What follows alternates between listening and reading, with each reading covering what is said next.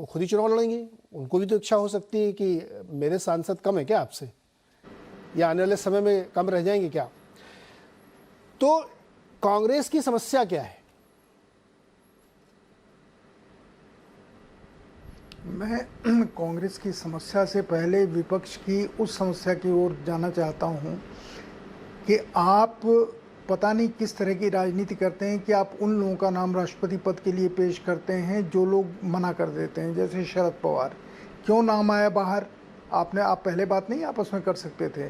फिर आपने नाम लिया गोपाल कृष्ण गांधी का, आप पहले बात नहीं कर सकते थे कि आपका नाम लेंगे, आप चाहते हैं या नहीं चाहते हैं? फिर आया फारूक अब्दुल्ला का नाम।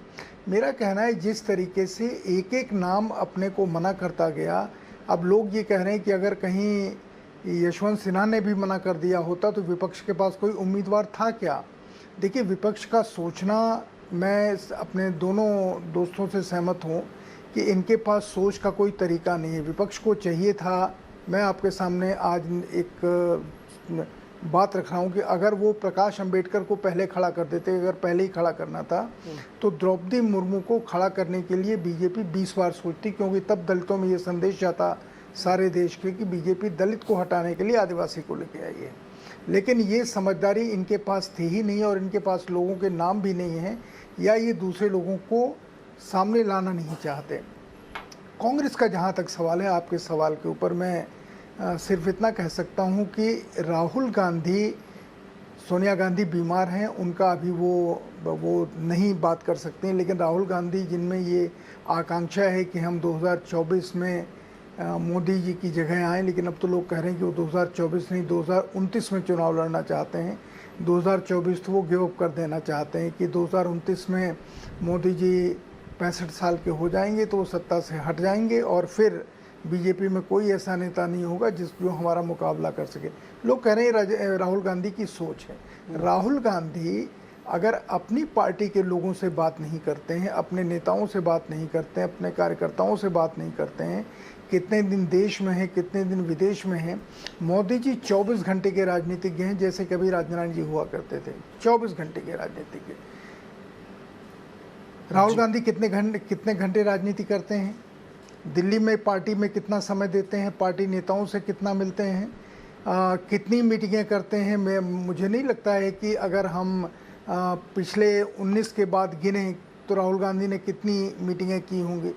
तो सवाल ये है कि विपक्ष का या देश के नेता बनने के लिए या एक संयोजक की भूमिका निभाने के लिए आपको बहुत कुछ करना पड़ता है। देश के हर नेता के साथ पर्सनल रैपो करना पड़ता है, व्यक्तिगत संबंध बनाने पड़ते हैं, मिलना जुलना पड़ता है, और विचारधारा के ऊपर बात करना पड़ता है। लेकिन अभी आशुतोष ने एक बात कही, वो बहुत सही कही, और आप भी बार बार आर्थिक सवाल उठा रहे थे।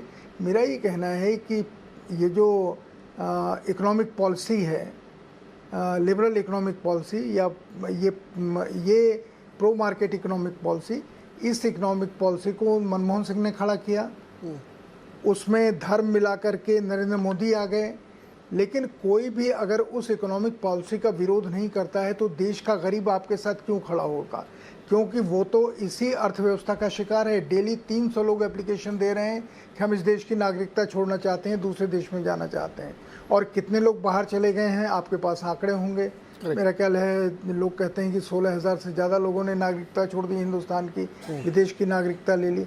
तो सवाल ये है कि चाहे कोई भी समय हो, आर्थिक नीतियों के इर्द गिर्द ही राजनीति चलती है, और आपने उस आर्थिक नीतियों के ऊपर अपना दिमाग लगाना छोड़ दिया कि इस देश के 80% लोगों को कौन सी अर्थव्यवस्था या कौन सी प्रो पीपल इकोनॉमिक पॉलिसी उनको अपने तरफ खींचेगी या प्रो मार्केट इकोनॉमी खींचेगी। और अगर आप ये चाहते हैं कि आप सारी दुनिया के साथ हाथ मिला के चलें, तो आप ये हिंदुस्तान की, श्रीलंका की हालत देख चुके हैं, और बहुत सारे देशों की वही हालत है इस प्रो मार्केट इकोनॉमी से। तो हिंदुस्तान में अगर बदलाव चाहिए तो अर्थनीति के बारे में सोचना पड़ेगा कि इस देश के 80% को, इस देश के कॉमन मैन को, इस देश के किसान को, इस देश के नौजवानों को कौन सी अर्थव्यवस्था सूट करती है। अगर इसके ऊपर आपस में एक राय नहीं होगी तो एक स्ट्रेटजी बन नहीं सकती, फिर कोई ना कोई किसी का स्टूज बन जाएगा। जी, नहीं, बड़ा सही पॉइंट आपने रखा और इसको भी हम लोग लेंगे।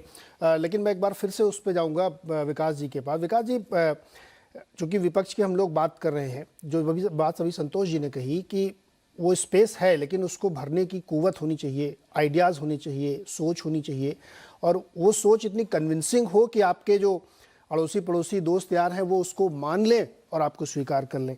तो वही सवाल मेरा आपसे भी है कि कांग्रेस की समस्या क्या है, या फिर वो स्वयं एक समस्या बन गए हैं, उनको जगह छोड़ देनी चाहिए किसी दूसरे के लिए?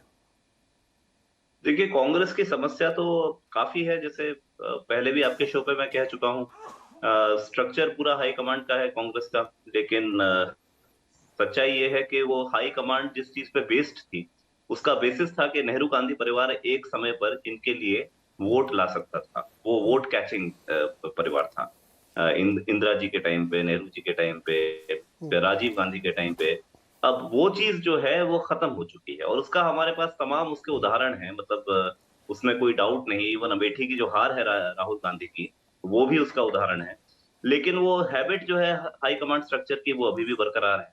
तो एक अजीब सी चीज हो गई है कि कांग्रेस जिस परिवार पे या जिन लोगों पर पूरी तरह निर्भर है कि ये हमें आके बचाएं, वो परिवार जो है उसका अब पब्लिक पे वो इन्फ्लुएंस नहीं रह गया है, बल्कि इन्फ्लुएंस ही नहीं रह गया है। कई जगह तो आप देखेंगे कि तमाम सोशल मीडिया पे और इन तमाम जगहों पे आप देखेंगे कि वो परिवार अब लायबिलिटी भी बन गया है। उनके अगेंस्ट कैंपेन भी बहुत हुई है सोशल मीडिया पे, तमाम चीजें हैं, लेकिन वो अब इलेक्टोरल एसेट नहीं है, वो लायबिलिटी है। तो पहली चीज तो कांग्रेस यही नहीं समझ पा रही है कि कौन सी चीज हमें प्रोपेल करती है।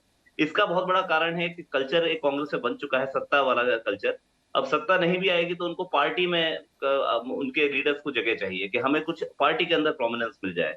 उनको समझ में आता है कि पार्टी के अंदर प्रोमिनेंस तभी मिलेगा जब आप राहुल जी जो बोल रहे हैं या सोनिया जी जो बोल रही हैं या प्रियंका जी जो बोल रही हैं उसी का समर्थन करें। कभी भी आप ऐसा कोई पक्ष रखेंगे नहीं जिसमें आप बताएं कि यहाँ यहाँ गलतियां हो रही हैं। तो वो आप साफ देखिए ना कि सोनिया जी की ईडी में समनिंग होती है तो इतना बड़ा प्रोटेस्ट खड़ा हो जाता है। इतने बड़े प्रोटेस्ट हमने नहीं देखे किसी ऐसे इशू पर खड़े हुए जहां जो जनता को इफेक्ट करते हैं। तो वो नहीं हो रहा है। तो ये जो कमी आ गई है कांग्रेस में कि एक हाई कमांड है लेकिन उस हाई कमांड की पब्लिक में कोई पैठ नहीं है, वोटर के अंदर कोई पैठ नहीं है। तो ऐसे में तो ये बड़ी अजीब सी चीज है ना। ये तो वैसी चीज हो गई कि आप मतलब जिसे कहते हैं महेंद्र सिंह धोनी से ओपनिंग बॉलिंग करवाएंगे तो ऑब्वियसली उनकी स्ट्रेंथ पे आप नहीं खेल रहे हैं, ना आप सही आदमी उस जगह पे लाना चाह रहे हैं।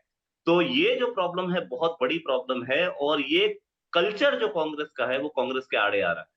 अभी की स्थिति में वो हाई कमांड कल्चर नहीं चलेगा, लेकिन कांग्रेस इसको छोड़ने को बिल्कुल भी तैयार नहीं है। बल्कि कांग्रेस वाले लोग और कांग्रेस को जानने वाले यहाँ तक बोलते हैं कि अगर हाई कमांड नहीं हो तो कांग्रेस बिखर जाएगी। अब ये भी एक अजीब मजबूरी है, ऐसी मजबूरी कि चाहे हम हार जाएं, लेकिन अगर हाई कमांड के बियॉन्ड हम सोचते हैं, अगर हम कोई और नेता आगे लाने की कोशिश करते हैं तो हम हार जाएंगे। तो बड़ी अजीब सी मजबूरी है। ये वैसी मजबूरी है कि चेन स्मोकर बोल रहा है कि अगर सिगरेट पीऊंगा तो कैंसर हो जाएगा, नहीं पीऊंगा तो सुसाइड कर दूंगा। तो ये जो है ना, ये बहुत ही घातक सिचुएशन है।